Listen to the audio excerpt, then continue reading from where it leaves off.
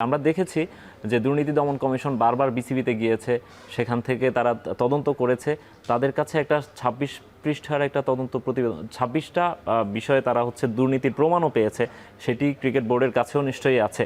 আমরা কিছুদিন আগে সংসদে অধিবেশন আমরা শুনেছি যে যুব ক্রীড়া প্রতিমন্ত্রী যিনি আছেন তিনি বলছেন যে তিনি তদন্তগুলো দুদককে আবারও তিনি তদন্তের আহ্বান জানিয়েছেন বা দুদকের সাহায্য নেবেন বলছেন, যেটি আগেই দুদক তদন্ত করে রেখেছে। আপনি ক্রিকেট বোর্ডেও আছেন, অ্যাট দ্য সেম টাইম আপনি একজন পলিটিক্যাল ফিগারও, যারা দুর্নীতি করেছে বা এই অনিয়মগুলো করেছে, আপনারা আসলে কী ধরনের ব্যবস্থা নেওয়ার কথা ভাবছেন? দেখেন, দুর্নীতি যদি হয়ে থাকে এবং প্রমাণিত হয়ে থাকে, এখানে ছাড় দেওয়ার কোনো সুযোগ নেই। এটা আপনি not just cricket, any sector, এখানে আপনার ছাড়ার সুযোগ নেই। আপনার এখানে বিচার হতে হবে, হ্যাঁ, কিন্তু সুষ্ঠু বিচার হতে হবে। There has to be evidence, ঠিক আছে? আপনি আবার দুর্নীতির অ্যালিগেশন দিয়ে একজনকে করার পর আপনি যদি প্রমাণ না করেন, এটা একটা বিষয় আছে।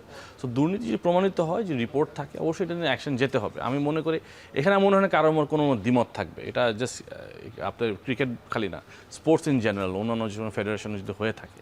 সো এটা I think it's something that clear message যে এটা হতেই হবে, ঠিক আছে?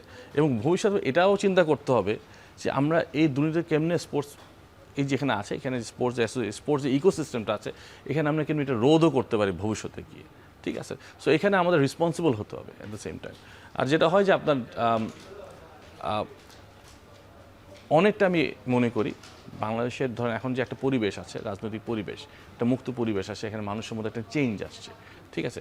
আপনি যদি গত ১৭ বছরের আপনি যে রাজনৈতিক ব্যবস্থাটা দেখতেন, ওই সময়টাতে একটা মাইন্ডসেট চলে এসেছে যে এখানে বেসিক্যালি আমি যা ইচ্ছা তাই করতে পারি, মত প্রকাশের কোনো স্বাধীনতা ছিল না। সো এইসব কালচার এটা কিন্তু স্পোর্টস ফেডারেশনগুলোকে এফেক্ট করে।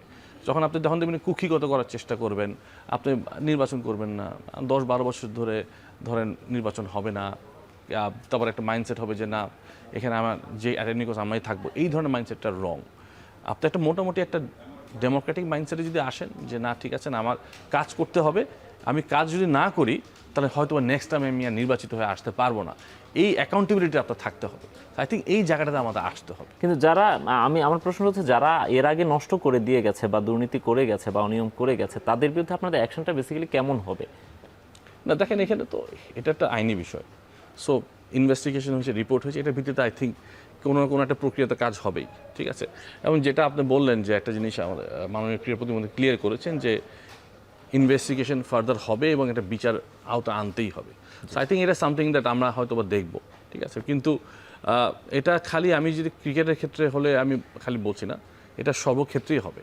কারণ আপনার ধরেন আপনার ইন জেনারেল খালি ক্রিকেট না, বিভিন্ন স্পোর্টস অ্যাসোসিয়েশন বলেন অথবা এই ইকোসিস্টেমে দুর্নীতির একটা বিশাল আমি বলবো সমস্যা আছেই। সো এই জিনিসগুলোকে আপনার নজরে আনতে হবে, কাজ করতে হবে। কিন্তু ফিউচারের জন্য কালচারটা চেঞ্জ করতে হবে যাতে এইগুলো আর না হয়, এটা আমাদের প্রতিরোধে কাজ করতে হবে।